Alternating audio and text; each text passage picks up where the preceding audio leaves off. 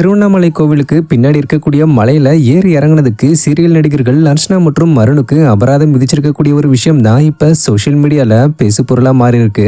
ஆக்சுவலா அண்ணாமலையார் மலையில ஏறதுக்கு வனத்துறையினரால தடை விதிக்கப்பட்டிருக்கு. பொதுமக்களுக்கு பௌர்ணமி தினங்கள்ல 14 கிலோமீட்டர் கிரிவல பாதையில போறதுக்கு மட்டும் அனுமதி இருக்கே தவிர மலையோட உச்சிக்கு போறதுக்கும் வனப்பகுதிக்குள்ள அனுமதி இல்லாம நுழையறதுக்கும் கடுமையான கட்டுப்பாடுகள் விதிக்கப்பட்டிருக்கு. இப்படி இருக்கிற நாளையில தான் கடந்த சில நாட்களுக்கு முன்னாடி பிக் பாஸ் 7 டைட்டில் வின்னர் அர்ச்சனாவும் அவங்களுடைய வருங்கால கணவரும் சீரியல் ஆக்டருமான அருணும் அனுமதி பெறாமலேயே அண்ணாமலையார் மலையில ஏறி இறங்கியிருக்காங்க.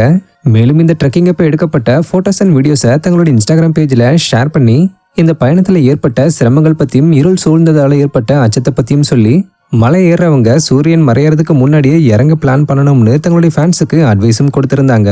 இந்த வீடியோ பார்த்த பலர்ல சிலர் பொதுமக்களுக்கு மட்டும் தான் தடை விதியா செலிபிரிட்டிக்கெல்லாம் கிடையாதுன்னு சொல்லி அர்ச்சனா மற்றும் மருணை விமர்சனம் பண்ண தொடங்கியிருந்தாங்க.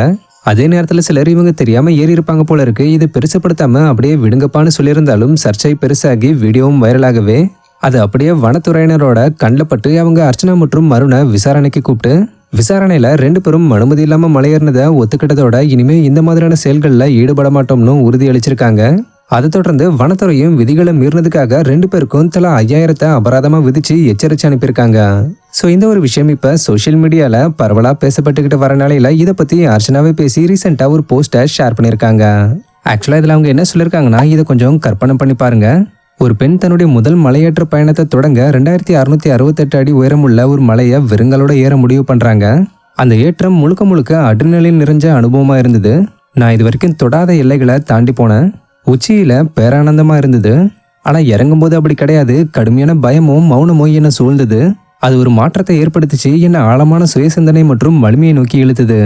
ஆனா ஒரு ட்விஸ்ட், மலையோட சில பகுதிகள் பாதுகாப்பு மற்றும் சுற்றுச்சூழல் போன்ற நல்ல காரணங்களுக்காக தடை செய்யப்பட்டிருக்குன்றத நான் கடினமான முறையில கத்துக்கிட்டேன். ஆக்சுவலா அங்க எந்த ஒரு அறிவிப்பு பலகையுமே என்னோட கண்ணில் படல. கூட்டத்தை பார்த்தப்ப அது திறந்திருக்கிறதா தான் எனக்கு தோணுச்சு. ஆனா அது என்னுடைய தவறு தான். நான் முன்கூட்டியே அதை சரிபார்க்கல. இது ஒரு நேர்மையான தவறு, அதே நேரத்துல ஒரு சக்தி வாய்ந்த பாடம். துணிச்சலுக்கு எல்லைகள் தேவை. வனத்துறை அதை பாதுகாக்கிறது சரிதான். இதுக்கப்புறம் விதிகளை மதிக்கணும்ன்ற இந்த உந்துதலுக்கு நான் நன்றி உள்ளவளா இருப்பேன். ஒரு பெருமைமிக்க சட்டத்தை மதிக்கக்கூடிய குடிமகளா இதை நான் பொறுப்போட தீர்த்துக்கிட்டு வலிமையோட முன்னேறேன். இந்த மலையேற்றம் என்ன உடைக்கல, அதுக்கு பதிலாக அது என்ன உருவாக்கியிருக்கு. அங்க இருக்கக்கூடிய ஒவ்வொரு லட்சியவாதிகளும் அந்த சிகரத்தை துரத்துங்க. ஆனா முதல்ல உங்களோட பாதையை திட்டமிடுங்க. சீக்கிரமா தொடங்குங்க, தயாரா போங்க. அந்த மௌனம் உங்களுக்கு பாடம் கத்துக் கொடுக்கும்.